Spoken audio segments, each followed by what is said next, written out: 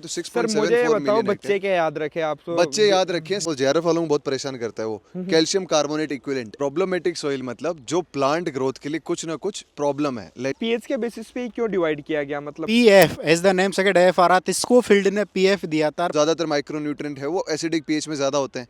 Acidic soil का formation कैसे होता है? मैं खुखार हो सकता हूँ कभी भी अगर विपरीत परिस्थिति आई तो। अमोनियम वाले एसिडिक होंगे। सबसे स्ट्रांगली एसिडिक सोइल कहाँ पाया जाता है? अब सोइल एसिडिटी कितने टाइप की होती है ये बच्चों से क्वेश्चंस काफी बार पूछे जाते हैं। Very important question. बताओ सर।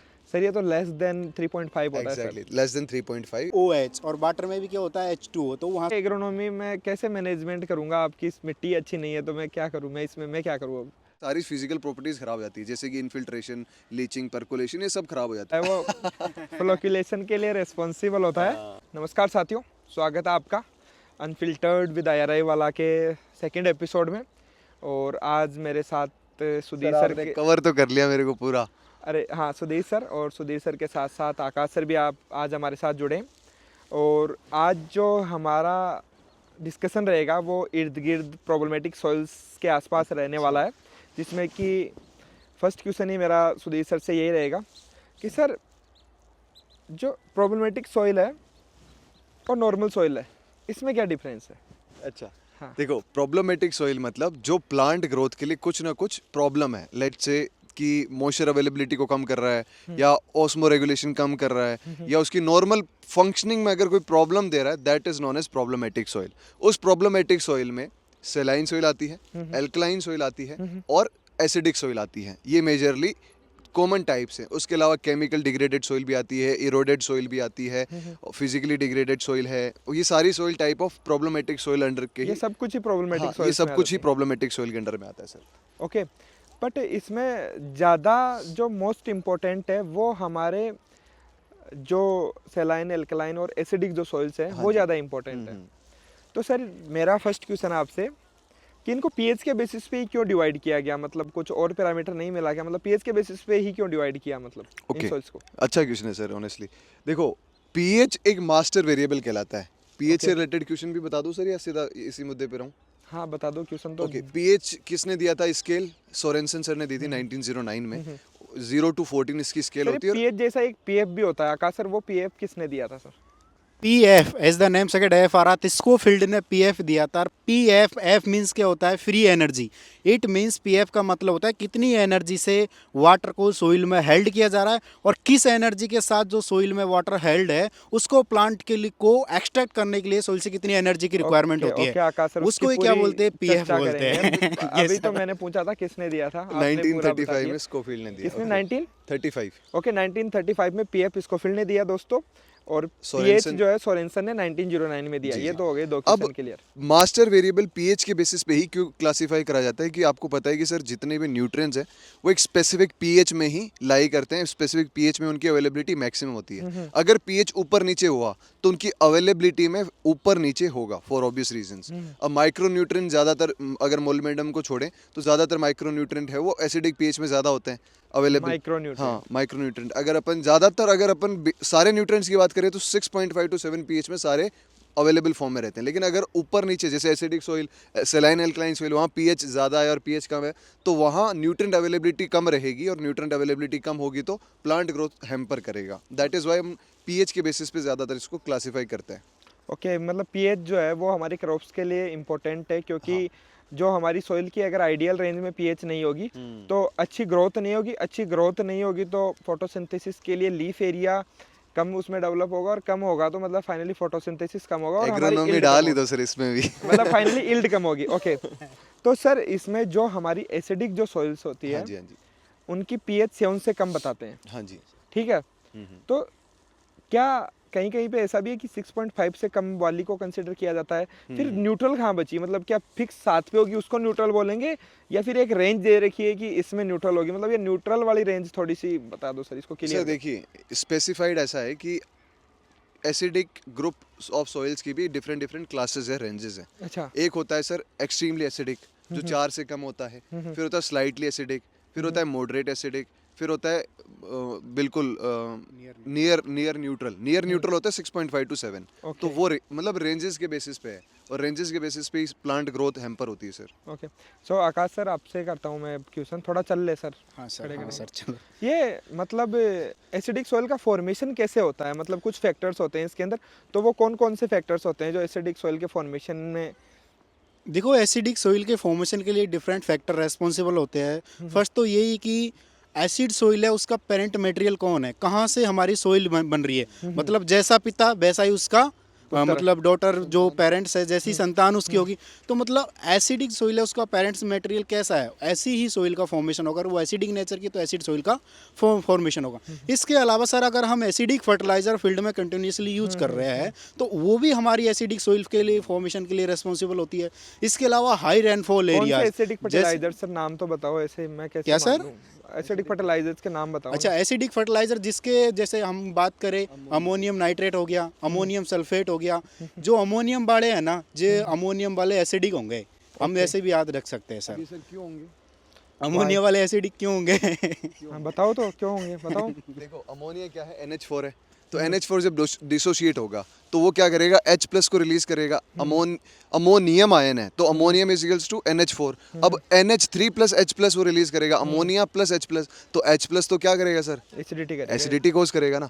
अब इसके अलावा सर जैसे बताया हाई रेनफॉल है, मतलब हाई अगर लीचिंग हो रही है, लीचिंग में मतलब क्या कि बेसिक कैटाइंस की लीचिंग ज़्यादा होती है, तो वहाँ जो बेसिक कैटाइंस है वो लीच डाउन कर जाएंगे। तो बेसिक कैटाइंस की सर लीचिंग कैसे होगी? देखो सर होता क्या है, एनाइंस की होती है सर लीचिंग, या कैटाइंस की भी लीचिंग? केटाइंस देखो ज़्यादातर जो चीज़ें मतलब सॉइल में है ना, वो केटाइंस ज़्यादा होते हैं एज कंपेयर टू अनाइंस। तो सॉइल में ज़्यादा जैसे जैसे बारिश होगी तो आपको पता है सर, लीचिंग है ना कभी सिंगल आइटम की नहीं होती। अगर नाइट्रेट लेट से नाइट्रेट जा रहा है तो उसके साथ साथ कोई दूसरा एलिमेंट भी जाएगा, पॉजिटिव भी जाएगा।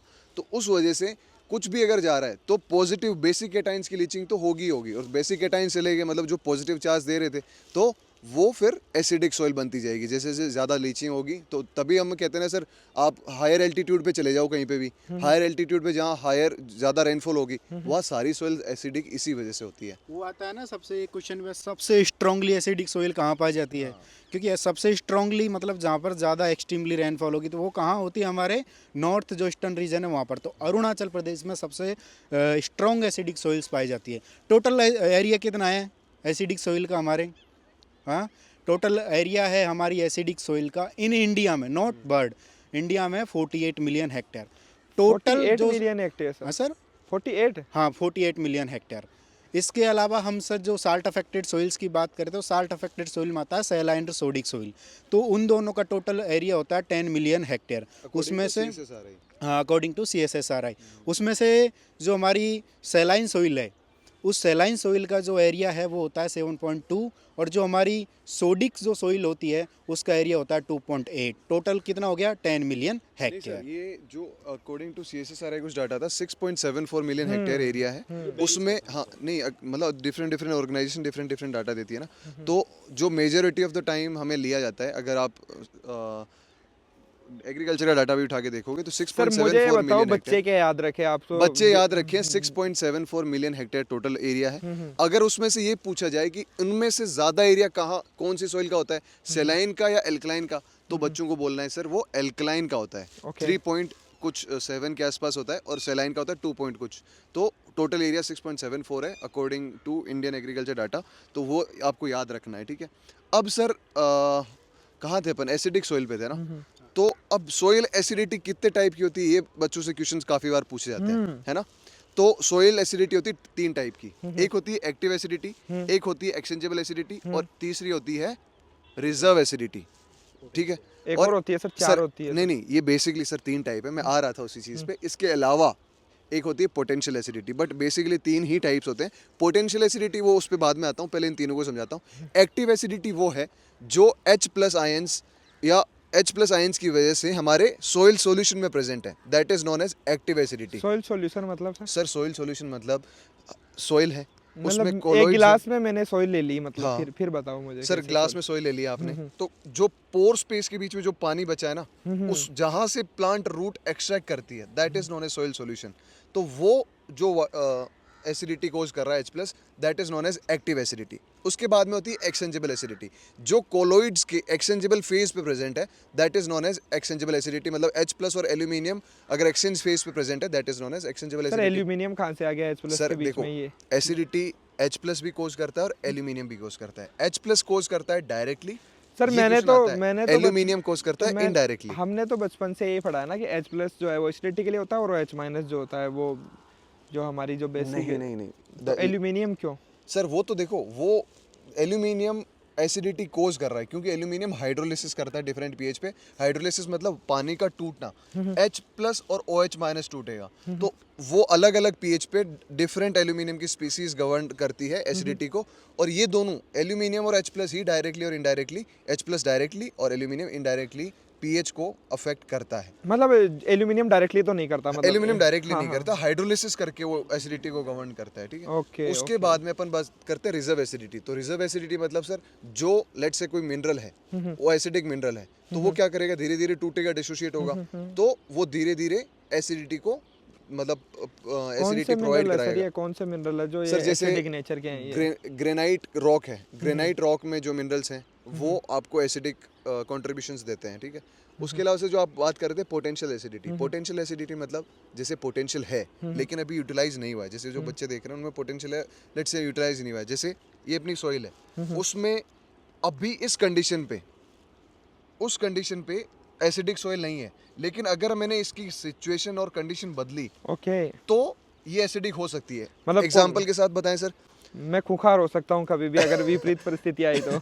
नहीं देखो, वो तो पता नहीं सर, वो तो आप जानते हो, लेकिन मैं सॉइल पर्सपेक्टिव से बताऊं तो लेट्स से अगर कोई कंडीशन है जहां एसिड सॉइल अभी डेवलप नहीं है, पीएच है अभी 7 के आसपास है, और वो सबमर्ज कंडीशंस है, फ्लडेड कंडीशंस है, लेकिन अगर वहां से ड्रेनेज हुआ, एरोबिक कंडीशंस डेवलप हुई, तो जो अपने केरला वगैरह में है, तो एसिड सल्फेट सॉइल्स वहाँ बनने की पॉसिबिलिटी होती है, जहाँ अपन एसिड सल्फेट सॉइल्स उनको बोलते हो। पोटेंशियल एसिडिटी के अंडर में आता है, जहाँ जो जेरोसाइट मिनरल है, ये क्यों आता है? ये क्यों आता है? हाँ, ये जेरोसाइट जेरोसाइट मिनरल एसिड सल्फेट सॉइल से एसोसिएटेड है। तो जेरोसाइट मिनरल क्या होता है, एरोबिक कंडीशंस आती है, वो H2SO4 बना लेगा। और ये भी Okay. पूछा जाता है कि एसिड सल्फेट सॉइल का पीएच कितना होता है। यस, वेरी बताओ sir. Important sir, very important question. बताओ सर। सर ये तो लेस देन 3.5 होता है sir. Exactly, less than 3.5 acid sulphate soils का पीएच होता है। क्या बात है सर। सर इनको कैट क्ले सॉइल भी बोलते हैं। हाँ, कैट क्ले। और ये क्यों सबसे बोलते ज्यादा, हैं, क्यों बोलते हैं? वो तो आपने एक बार बताया तो था सर, आप बता दो। नहीं ये तो नहीं, आपको ही बताना नहीं, पड़ेगा। आप बता दो सर। देखो, ये कैट क्ले सॉइल बोलते हैं। शुरुआत सबसे पहले इनकी नीदरलैंड्स में हुई थी, जहाँ लाइक ये जो सॉइल्स है ना, वो डिफरेंट जगह पे पाई जाती है। इंडिया में ज़्यादा है नहीं acid sulphate soils, but still India में इसकी जो मतलब केरला में पाई जाती है। इसको एक और नाम दिया जाता है, आकाश सर कुछ याद है कैट क्लेस के अलावा? पोकाली वैरायटीज इसमें ग्रो करी जाती है। और इसमें सर ये जो मैनेजमेंट का पर्सपेक्टिव है ना, वो ये बोलता है कि इसमें आप, जैसे मैंने बोला ना, पोटेंशियल एसिडिटी वाली सोइल अगर हमने सिचुएशन बदली तो इस समय हम सिचुएशन बदलते ही नहीं है, हम हमेशा फ्लडेड कंडीशंस में राइस ही उगाते रहते हैं, ताकि वो सिचुएशन खराब ना हो, एरोबिक कंडीशन ना हो, एनारोबिक कंडीशन मेंटेन रहे, और वो पोटेंशियल एसिडिटी कोज ना हो। ये 4 टाइप्स ऑफ एसिडिटी होती है सर। अब मैं आकाश सर से करता हूँ क्वेश्चन। हाँ सर। आकाश सर आप बताओ इनका क्या, अब सर ने तो बता दी ये ऐसी होती है वो होती है, आप इनका बताओ ना, इनका क्या करें, इनका मैनेजमेंट कैसे करें, मतलब जो हमारी एसिडिक सॉइल्स है। देखो सर, हम एसिडिक सॉइल हो गई, तो एसिड सॉइल में क्या ज़्यादा हो गया सर, हाइड्रोजन और एल्युमिनियम आए, जैसा अभी वसुधीर सर ने बताया था। तो हम एसिड सॉइल को हम मैनेजमेंट करने के लिए क्या यूज़ करते हैं सर, हम लाइम यूज़ करते हैं। लाइमिंग मटेरियल हो गया, we can say sir different type of liming material हम यूज़ करते हैं, जैसे COA हो गया, CaOH2 का हो गया। तो हम ये लाइमिंग मटेरियल हम यूज़ क्या करते होता हैं। है सर लाइम, क्या होता है मतलब? लाइम हमारे गांव में बोलते हैं ना, वो बताओ ना, देसी भाषा में बोल दो ना, चूना मतलब। चूना। चूना एक वो चूना, एक वो भी होता है ना सर, चूने को नहीं, वो वाला चूना नहीं नहीं, सर। पर वो भी तो चूना ही होता है ना, हाँ, वो वो भी मतलब वो चूना जो होता है, वो हाथ पे दूसरा। लगा के वो खाते हैं, वो हाँ, उसको हाँ, मसल के वो वो वाला मिराज अलग के होता साथ, है वो भी तो चूना ही होता है ना। हाँ, वो भी चूना ही होता है हाँ, सर। उससे वो बचपन में बोलते थे इससे जल जाता है, मतलब ऐसा क्या हाँ, होता है सर। इसके अंदर ऐसा? चूने में सर क्या होता है कि मतलब जब हम इसके अंदर CaO है सर। इनको क्या बोलते हैं? ये अलग अलग नाम होते हैं, इनके नाम से क्वेश्चन आते हैं। पहला तो इनके नाम से सर क्वेश्चन आते हैं, एक तो CaO होता है और CaOH का होल्ड वाइज। CaOH होता है हमारा। अब देखो hold wise। OH का होल ट्वाइस होता है, उसमें क्या आ गया OH, और वाटर में भी क्या होता है H2O, तो वहाँ से OH आ गया। मतलब जो COH का होल ट्वाइस है उसको हम क्या बोलते हैं, हाइड्रेटेड लाइम, और हिंदी या में फिर इसको हम सर क्या पता है क्या भुजा बोलते हैं हुआ इसको? चूना, भुजा हुआ चूना, क्योंकि वो बुझ गया, क्योंकि वाटर आ गया तो वो बुझ गया। हाँ, वो सर। भुजा हुआ चूना जबकि बोलते हैं इसको। COO होता है उसको बिना भुजा हुआ चूना कहते हैं, क्योंकि वो भुजा नहीं है उसके अनहाइड्रेटेड, अंदर। देखो हाइड्रेटेड लाइम जो है वो आपका CaOH का होल ट्वाइस है, वो है आपका हाइड्रेटेड लाइम। भुजा और हुआ चूना। CaO जो है ना, CaO वो है आपका अनहाइड्रेटेड लाइम। ये क्वेश्चन आता है, ओके। बिल्कुल सर। और कैल्शियम ऑक्साइड इसको बोलते हैं, और इसके अलावा भी एक नाम होता है इसका सर, एक कैल्साइट होता है। तो कैल्साइट का क्या फॉर्मूला होता सर कैल्साइट का CaCO3, है? हाँ, CaCO3, कैल्शियम कार्बोनेट को कैल्साइट भी बोलते हैं। कैल्साइट तो भी ये बोलते मटेरियल तीन हो गए, इन तीन के। इससे रिलेटेड एक क्वेश्चन आता है, इससे रिलेटेड एक क्वेश्चन आता है, अगर आपको याद हो तो, वो JRF वालों को बहुत परेशान करता है, वो कैल्शियम कार्बोनेट इक्विवेलेंट याद है? Calcium carbonate CC equivalent value, तो याद है, CC वैल्यू अभी बताओ पर वो तो फर्टिलाइजर्स के लिए आता है वो तो। सर, इन्हीं के लिए। बोलते हैं ना सर, एसिड सॉइल को यूज करने के लिए, वो तो फर्टिलाइजर्स के लिए आता है ना, लाइम वो यूज तो करते हैं, हाँ, वो लाइमिंग तो मटेरियल फर्टिलाइजर्स के लिए आता है। जैसे जो नहीं, हमारा एसिड सॉइल्स अमोनियम को रिक्लेम सल्फेट, करने के लिए ये अमोनियम यूज करते सल्फेट हैं। के लिए 110 है, वही क्या? नहीं, ये वो अलग है सर, वो तो एसिड ये एसिड तो कैल्शियम कार्बोनेट के इक्विवेलेंट में देखते हैं ना, ये वाला हाँ, तो वो सबका। एसिडिटी, हाँ वो एसिडिटी इक्विवेलेंट है। हाँ, ये इनकी वैल्यू ये बताओ सर कैल्शियम सबके लिए। कार्बोनेट इक्विवेलेंट हाँ, है मैं सर। समझ देखो गया। इसकी इस बार भी आया था, हाँ, JRF वो SRF में हाँ, आया वो था, बताओ ऑर्डर सर। भी पूछते हैं। हाँ, वो तो बताओ। सबसे पहले सर कैल्शियम ऑक्साइड की होती है 179, 179। 179। कैल्शियम हाइड्रोक्साइड की होती है 136। कैल्शियम हाइड्रोक्साइड की होती है 136। हाँ जी। ठीक है। उसके बाद आता है सर डोलोमाइट 108। उसके ओके। बाद आता है, बेसिक सिलिक 86। नहीं कैल्साइट 100, और फिर आपका कैल्साइट बेसिक का तो 100 होगा ही, वो हाँ, तो क्योंकि और- कैल्शियम कार्बोनेट से डिवाइड हो रहा है। और ये Exactly. इसको कैलकुलेट करने का सर वो फॉर्मूला बताओ। हाँ। मतलब अगर मान लो वो एग्जाम के अंदर उनको याद ना आए, जबकि उनको जो है इनका जो एटॉमिक मास है अगर वो याद है, तो वो कैसे करें? हाँ, तो देखो इसका सिंपल सा मेथड है। इसका सिंपल जो कैसे निकालते हैं, जैसे हम बोला CO का इतना होता है 179, बेसिक सिलिक का 86 होता है, तो सिंपल है।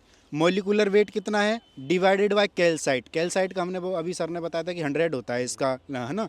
तो क्या 98 होता होता है शायद इसका, कितना होता है ऑन एंड अराउंड 100 लेते हैं। इसका? वैसे 98 होता है इसका। तो ऊपर मॉलिक्यूलर वेट कितना है जो भी हम मटेरियल यूज करते हैं as a liming material, divided by हम कैल्साइट का मॉलिक्यूलर वेट कितना हो गया 100 मल्टीप्लाई 100। ओके। तो हम इस फॉर्मूले से हम लाइमिंग रिक्वायरमेंट है फील्ड की, वो हम कैलकुलेट कर सकते हैं सर। Okay okay. जैसे कैल्शियम ऑक्साइड है हमारा, तो कैल्शियम ऑक्साइड का मॉलिक्यूलर वेट कितना हो गया? 40 तो हो गया, 16 हो गया, 56 हो गया। हाँ सर। तो मीन्स 56 नहीं सर, आपने शायद उल्टा बता दिया। उल्टा ही, मतलब कैल्शियम कार्बोनेट जो है, CO3 upon yes yes yes yes, थोड़ा हाँ हाँ। यही तो याद रखना होता है, यही कंफ्यूजिंग होता है। मतलब आप यही आपको याद रखना है कि ऊपर कैल्शियम कार्बोनेट का आएगा, और नीचे जो है जो लाइमिंग मटेरियल जिसका चेक कर रहे हैं उसका नीचे आएगा, इनटू 100 आपको करना है। तो इसी प्रकार से जो है आपका कैल्शियम जो ऑक्साइड है उसका 179 आ जाएगा आपका। हाँ, आप ऐसे कैलकुलेट कर सकते हो, बहुत ईजी है, मतलब आप याद भी रख सकते हो। उसके अलावा हाँ, उसके अलावा हम बात कर रहे थे एसिडिक सॉइल के किस प्रकार से। हाँ सर, एसिडिक सॉइल हो गया। अब सर बेसिक सॉइल्स पे सर साल जो हम प्रॉब्लमेटिक सॉइल्स नहीं, है। कहाँ हो गया एसिडिक सॉइल्स का? लाइमिंग की केवल हमने बात की है अभी तक। अच्छा, ये तो लाइमिंग मटेरियल हुए हैं, उसके अलावा और कैसे रिक्लेम कर सकते हैं? ये तो एक ही तरीका हुआ ओनली। मान लो अब मैं तो फार्मर हूँ, मेरे पास तो लाइमिंग मटेरियल अवेलेबल नहीं है, तो मैं और कैसे करूँ मतलब रिक्लेम एसिडिक सॉइल्स को, वो बताओ।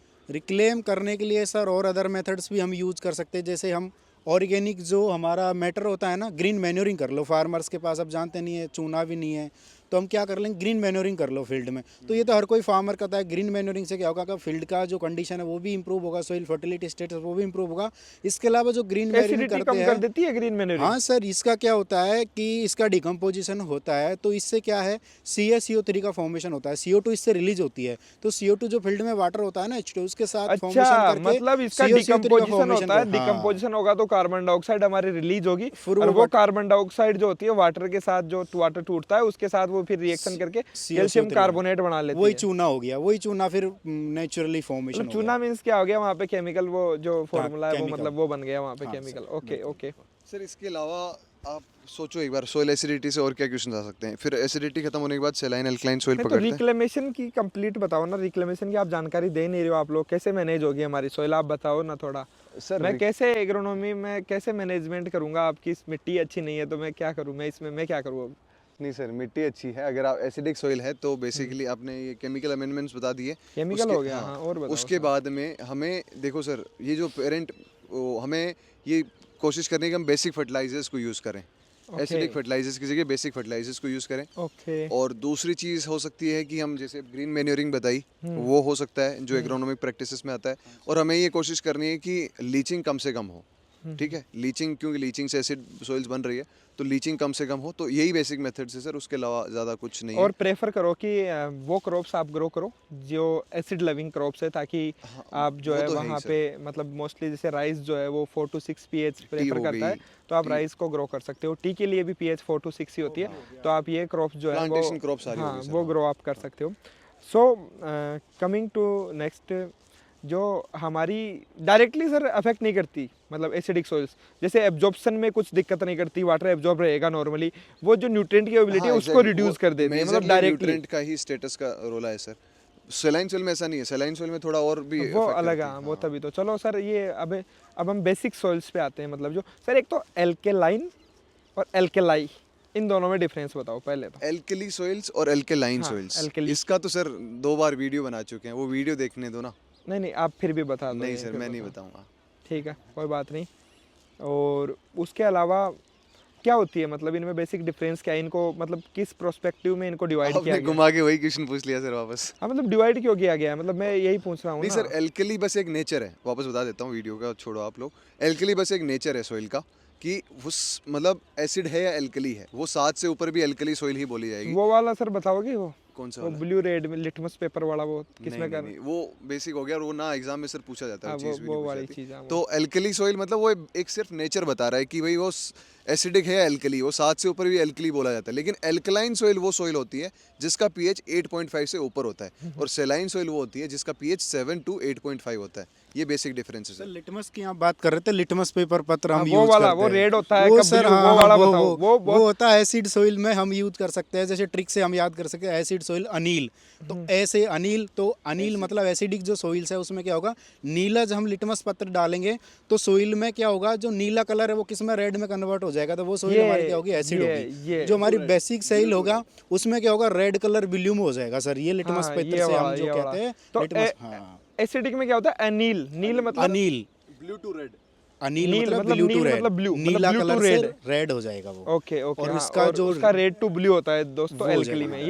ये याद रखो, ये वैसे मतलब ये 10th 9th स्टैंडर्ड्स का वैसे क्वेश्चन है, हाँ। लेकिन ये पता होना चाहिए मतलब बेसिकली, बेसिक आपको। उसके अलावा हम बात कर रहे थे सर, ये एक तो ये शब्द है मेरे को, ये तीनों में थोड़ा सा वो बहुत, ये इलेक्ट्रिकल कंडक्टिविटी क्या है ये, मतलब पीएस तो चलो ठीक है, एक जो हमारा 3 चीज़ों पे ईएसपी जो होता है, एक्सचेंजेबल सोडियम परसेंटेज, ये क्या मतलब लफड़ा है इनका, थोड़ा कर दो, इसको क्लियर कर दो सर यार। देखो, इसी क्या है पहले तो, इलेक्ट्रिकल कंडक्टिविटी क्या है सर ये? ओके सर देखो, सेलाइन सॉइल्स मतलब उसमें ये कुछ ना कुछ इलेक्ट्रिसिटी सॉल्ट्स की बात प्रेजेंट क्यों है। कर रहे हैं हम, सॉइल की बात करते हाँ, करते? इलेक्ट्रिकल कंडक्टिविटी, उसी पॉइंट पे आ रहा हूँ कि सेलाइन सॉइल मतलब सॉल्ट्स प्रेजेंट है। अब सॉल्ट्स प्रेजेंट है, दैट मींस सॉल्ट्स, आप देखोगे salt is a good conductor of electricity. अगर जितना ज़्यादा सॉल्ट्स होंगे, मतलब इलेक्ट्रिकल कंडक्टिविटी, उसमें ज़्यादा कंडक्टिविटी होगी, तो आप ये कह सकते हैं कि सेलाइन सॉइल की कंडक्टिविटी सबसे ज़्यादा होती है, क्योंकि उसमें सॉल्ट ज़्यादा होंगे। दैट इज़ वाई हम बोलते हैं ईसी को, जब अपन डेसी साइमेंस पर मीटर में जब अपन वैल्यू रखते हैं, तो 4 से ज़्यादा होती है सेलाइन सॉइल की, जबकि एल्कलाइन सॉइल की 4 से कम होती है। तो इसीलिए ईसी को यूज़ करते हैं, बिकॉज वो कंडक्टिविटी के बेसिस पे होता है, और कंडक्टिविटी डिपेंड करती है सॉल्ट्स की प्रेजेंस पे। मतलब ये बता देती है, जैसे हमने वो इलेक्ट्रोड इसमें लगाते हैं, हाँ। सर वो इलेक्ट्रोड किसका बना होता है, मतलब क्या वो कोई क्वेश्चन व्यूशन आता है क्या उसका, इलेक्ट्रोड से रिलेटेड कुछ वो? हाँ, उसका लाइक वो प्लेटिनियम का कुछ होता हाँ, है क्या? प्लेटिनम क्लोराइड, प्लेटिनम का होता है, प्लेटिनम क्रूसिबल, और जो आपका होता है मर्क्यूरी क्लोराइड का ये बना होता है, और इसी के लिए इम्पोर्टेंट है ये मतलब चीज़। कुल मिला के बात करें तो वो इलेक्ट्रॉन छोड़ता है, और अगर साल्ट ज़्यादा प्रेजेंट होगा तो उसकी ज़्यादा कंडक्टिविटी मेजर होगी, मतलब ज़्यादा साल्ट से तो वो जल्दी लेके जाएंगे उसको। Exactly. और अगर उसकी इलेक्ट्रिकल कंडक्टिविटी कम आ रही है, मतलब साल्ट, सोल्यूबल साल्ट कम प्रेजेंट है, साल्ट नहीं सर, सोल्यूबल साल्ट अगर वर्ड हम यूज में ले तो आई थिंक। और इसको मतलब ये किसको मेजर करता है, टोटल सोल्यूबल साल्ट्स को मेजर करता है, इसी डायरेक्ट क्वेश्चन आता है I think. Total soluble salts को मेजर करता है। ओके, ठीक है सर, इसके अलावा एक्सचेंजेबल सोडियम परसेंटेज का क्या है? एक्सचेंजेबल सोडियम परसेंटेज मतलब ऐसे सोडियम के आयंस जो एक्सचेंज हो सकते हैं अपने एक्सचेंजेबल फेज से, उनको अपन बोलते हैं एक्सचेंजेबल सोडियम परसेंटेज, और उसकी वैल्यू 15% से अगर ज़्यादा है तो अपन उसको बोलेंगे सोडिक एल्कलाइन सॉइल, अगर 15% से कम है तो उसको अपन सेलाइन सॉइल बोल सकते हैं। अब ये सोडियम को ही क्यों सेंटर में लेता है सर, सॉल्ट्स तो दूसरे भी हैं। अब सोडियम एल्कलाइन सॉइल से क्या रिलेशन है, मतलब सोडियम ज़्यादा है तो हम बोलते हैं सोडिक सोइल ज़्यादा है, एल्कलाइन सोइल ज़्यादा है और ये ख़राब होती है, ये क्यों? बिकॉज सोडियम क्या है, डीफ्लोकुलेटिंग एजेंट है। मतलब अगर सोडियम के आयंस, सोडियम क्या करता है कि ये दो सोडियम के आयंस समझो एक बार के लिए। अब सोडियम के आयंस क्या है कि उसका जो अनहाइड्रेटेड रेडियस है ना, जब वो पानी के कांटेक्ट में नहीं है तब उनका वो छोटे से होते हैं, लेकिन जैसे वो पानी के कांटेक्ट में आएंगे उनकी साइज बड़ी हो जाएगी। अब एक चीज़ बताओ सर, इधर पास पास में थे वो, अब ज़्यादा बड़ी साइज होगी तो एक दूसरे में रिपल्शन हुआ ना, Sure. तो डीफ्लोकुलेशन हो गया, एक दूसरे से अपोजिट चले जाएंगे। तो उस वजह से क्या है कि सारी फिजिकल प्रॉपर्टीज खराब हो जाती है, जैसे कि इन्फिल्ट्रेशन, लीचिंग, परकोलेशन, ये सब खराब हो जाता है। दैट इज ये वाई क्यों खराब हो जाता है सर? अच्छा होना चाहिए ना, तो वो दूर क्यों? दूर जाएंगे तो इसका नहीं, मतलब तो दूर दूर जाएंगे मतलब डिस्पर्जन हो रहा है, डिस्पर्जन हो रहा है तो जो एक फ्लोक बनता है, मतलब सोइल एग्रीगेशन होता है, एग्रीगेशन अच्छा होता है। लेकिन जब चीज एक दूसरे से ऑपोजिट चले जाएंगे ना, तो हर एक चीज मतलब वो पेनिट्रेट ये हो एग्रीगेशन नहीं सर पाएगा। क्यों जरूरी है एग्रीगेशन का? सर देखो, एग्रीगेशन ज़रूरी है फिजिकल कंडीशंस के लिए। फिजिकल कंडीशंस अगर जैसे कि आप, हम कहते हैं ना सोइल स्ट्रक्चर अच्छा है, सोइल स्ट्रक्चर मतलब अच्छा है, दैट मीन्स सोइल का जो एक दूसरे के साथ बाइंडिंग है वो अच्छी है, क्योंकि बाइंडिंग से ही न्यूट्रिएंट रिटेंशन अच्छा होता है, मॉइस्चर होल्डिंग कैपेसिटी अच्छी होती है, और बाकी जो फिजिकल फैक्टर्स होते हैं ना वो भी सारे इसी वजह से होता है, जो एग्रीगेशन की वजह से है। ठीक है, तो ये कौन करता है, ये एग्रीगेशन कौन सा न्यूट्रिएंट कराता है? वो ये बताएंगे, ये वो सर वो रेंज बता दो सर, आप ही कौन बता सी दो। वाली? मैं बता देता हूँ। वो तो जो हमारा कैल्शियम होता है वो फ्लोक्यूलेशन के लिए रिस्पॉन्सिबल होता है। और सर वो एक रेंज आती है ना कि सबसे ज़्यादा फ्लोक्यूलेशन कौन करता है, उसके बाद कौन करता है, ये क्वेश्चन आता है सर, वो फ्लोक्यूलेशन वाला ऑर्डर वाला, अच्छा, जो फ्लोक्यूलेशन। फ्लोक्यूलेशन ऑर्डर सबसे ज़्यादा किसकी करता है? कैल्शियम। हाँ कैल्शियम। उसके बाद कैल्शियम के बाद आप बताओ सर। नहीं, मेरे को याद नहीं आ रहा सर। ठीक है, कमेंट सेक्शन में ये लिख देंगे हम, वो ऑर्डर आता है बट वो इंपॉर्टेंट है, तो वो ऑर्डर ज़रूर हम कमेंट सेक्शन में मेंशन कर देंगे। अभी माइंड से स्लिप हो रही है हाँ, सर, कैल्शियम के बाद। ठीक है, कोई नहीं, वो हम देख लेंगे। और उसके अलावा हम बात ही कर रहे थे, किसकी बात कर रहे थे, ये हाँ सोडियम, ये गड़बड़ कर देता है, ये सोडियम थोड़ा सा आदमी तो खराब है ये तो। ठीक है, तो फिर उसके बाद में डिस्पर्स कर देता है। तो एक्सचेंजेबल सोडियम क्या है, और नॉन एक्सचेंजेबल सोडियम भी कुछ होता है क्या? मतलब इसको किसी से कंपेयर करते हैं दूसरे केटाइन से, इसलिए इसको एक्सचेंजेबल सोडियम बोला है। सर देखो, एक्सचेंजेबल सोडियम मतलब देखो, अब ये सोडियम अगर सॉल्यूशन में प्रेजेंट है तो खराब कर ही रहा है, लेकिन अगर सॉल्यूशन के अलावा भी ऐसा सोडियम जो तैयार है आने के लिए सॉल्यूशन में, जो एक्सचेंज फेज से सोइल सॉल्यूशन में जब जरूरत पड़ेगी तो आ जाएगा, उसको अपन एक्सचेंजेबल सोडियम परसेंटेज बोलेंगे, क्योंकि वो भी तो कंट्रीब्यूट करेगा ना एल्कली सोइल में, इसलिए उसको तो एक्सचेंजेबल सर जब भी परसेंटेज की हम बात करते हैं तो परसेंटेज हम तभी निकालते हैं जब किसी से कंपेयर करते हैं, मतलब किसी वैल्यू से। तो इसको किससे परसेंटेज, मतलब इसका फॉर्मूला क्या होता है एक्सचेंजेबल सोडियम परसेंटेज का सर? इसका जो एक्सचेंजेबल सोडियम परसेंटेज है, एक्सचेंजेबल सोडियम जैसे नाम से सजेस्ट हो गया एक्सचेंजेबल सोडियम, तो एक्सचेंजेबल सोडियम मतलब सोडियम को कितना एक्सचेंज कर रहे हैं अदर कैटायंस। अब अदर कैटायंस क्या हो गया, सोडियम के अलावा कैल्शियम हो गया, मैग्नीशियम हो गया, एल्युमिनियम हो गया, ये अदर कैटायन सोडियम को कितना रिप्लेस कर रहे हैं। तो ऊपर हमारा जो एक्सचेंजेबल सोडियम आ जाएगा डिवाइडेड बाय कौन कौन से कैटायन करते सर हैं। क्वेश्चन आ जाए एक की एक्सचेंजेबल सोडियम परसेंटेज कैलकुलेट कीजिए, जिसमें एक्सचेंजेबल जो सोडियम जो दे रखा है वो हमारा उसकी वैल्यू 5 दे रखी है, और एल्यूमिनियम की 3 दे रखी है, मैग्नीशियम की 2 दे रखी है, तो कितना आंसर आएगा? देखो एक्सचेंजेबल सोडियम का कितना बताया सर आपने? मैंने 5 5 बताया, तो ऊपर एक्सचेंजेबल सोडियम कितना आ गया? 5 डिवाइडेड बाय टोटल। टोटल, तो टोटल में 5 + 3 + 2 तो 10 हो गए, तो 5/10 गुना कितना हो गया?